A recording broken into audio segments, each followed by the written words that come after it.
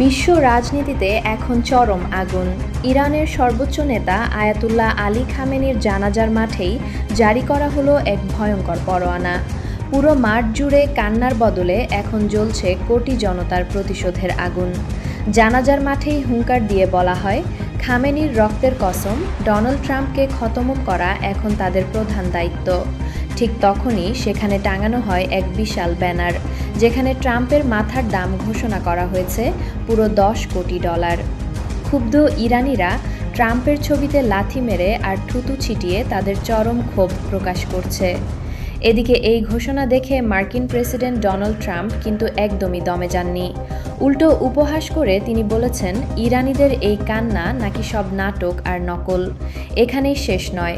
Trump আরও বড় হুমকি দিয়ে বলেন, ইরানি নেতারা যেহেতু এখন এক জায়গায় জড়ো হয়েছে, তিনি চাইলে এক আঘাতেই সব কটাকে শেষ করে দিতে পারেন। ট্রাম্পের এই একটা মন্তব্য জ্বলন্ত আগুনে যেন পেট্রোল ঢেলে দিয়েছে। আমেরিকা আর ইরানের এই যুদ্ধ এখন রূপ নিয়েছে এক ভয়ঙ্কর ব্যক্তিগত শত্রুতায়। ইরান কি সত্যিই পারবে $10 কোটি এই মিশন সফল করতে?